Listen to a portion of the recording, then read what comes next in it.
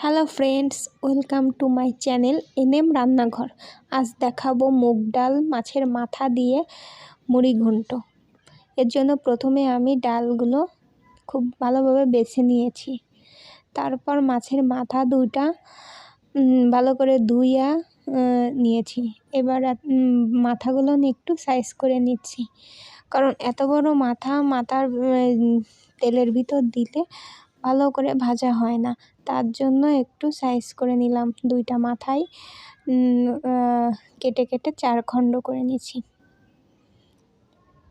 নেওয়ার পরে এই যে ডালগুলো বেছে রাখছিলাম, এইগুলো গরম কড়াইতে ভেজে নিব। এই ডালগুলো আমি কিন্তু না ধুয়ে ভেজে নিলাম, একটু তেল ছাড়া।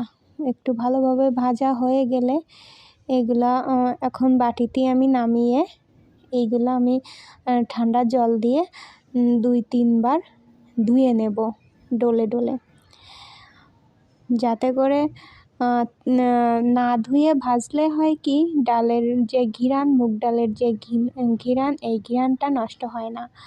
আর এই ভাজার পরে ধুয়ে নিলে সেই ঘিরানটা অক্ষুণ্ণ থাকে, কিন্তু ময়লাটা চলে যায়। এরপর আমি কড়াইতে জল গরম করে ডালগুলো সিদ্ধ বসায় দিলাম, তার ভিতর একটু লবণ দিয়ে। এবার সিদ্ধ হয়ে গেলে এদিকে আমি মাথার ভিতর লবণ হলুদ ভালোভাবে মাখিয়ে নিয়ে এবার কড়াইতে তেল গরম করে, সরিষার তেলেই রান্না করব আজ। তেল গরম করে মাথাগুলো এপিট ওপিট করে সুন্দর করে ভেজে নিলাম।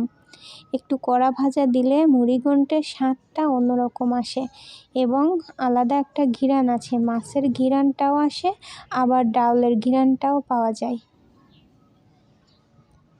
তার জন্য খুব সুন্দর করে ভেজে নিলাম মাথাগুলো। নেওয়ার পরে আর এদিকে আমি ডাউল সিদ্ধ বসিয়ে দিয়েছিলাম, সেগুলো সিদ্ধ হয়ে ভালোভাবে ঘুটে আমি নামিয়ে নিছি।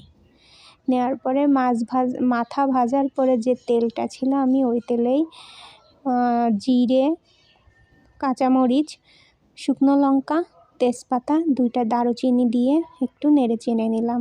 তার ভিতর একটু জিরার গুঁড়ো দিয়ে দিলাম, যাতে জিরার গুঁড়োর যে ঘিরানটা ওটাও ভালোভাবে মিশে যায়। এর ভিতর আমি মাথাগুলো দিয়ে একটু নেড়ে নিলাম। নেওয়ার পরে সিদ্ধ করা ডালগুলো দিয়ে দিলাম, দিয়ে একটু মাথা এবং ডাল ভালোভাবে মিক্সার করে একটু কষানোর মতো করে এর ভিতর জল দিয়ে দেব। জলটা একেবারে পরিমাণ মতো দিতে হবে, যতটুকু আমি ঝোল রাখবো। একেবারেই জল দিয়ে এর ভিতর জলটা যখন ফুটে উঠবে, তখন এর ভিতর লবণ পরিমাণ মতো এবং হলুদ পরিমাণ মতো দিয়ে ঢেকে রান্না করব।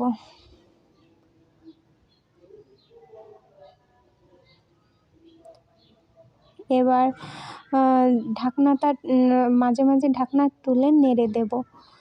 তারপর রান্না হয়ে গেলে একেবারে ঢাকনা তুলে শেষে একটু স্বাদ মতো চিনি অ্যাড করলাম এবং একটু গরম মশলা গুঁড়োও অ্যাড করে দিলাম। দেওয়ার পরে একটু নাড়া দিয়ে আমি এটাই পরিবেশন করব। আর এটাই হচ্ছে আমার ডাউলের ফাইনাল একটা লুক। এটা এইভাবে যদি আপনারা ডাউলটা করেন তাহলে খুব সুন্দর হবে। আর একটু ঝোল ঝোল আকারে নামালাম, যাতে করে নামানোর পরে এটা একেবারেই শুকনো হয়ে যাবে।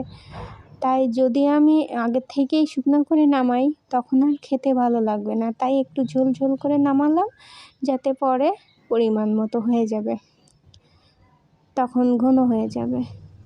এইভাবে আপনারা করে দেখতে পারেন। আশা করি সবাই পারেন, কিন্তু আমি আমার মতো করলাম। ভালো লাগলে আপনারা নিজেই করে দেখবেন। আর এতক্ষণ আমার ভিডিওটা দেখার জন্য সবাইকে অসংখ্য ধন্যবাদ।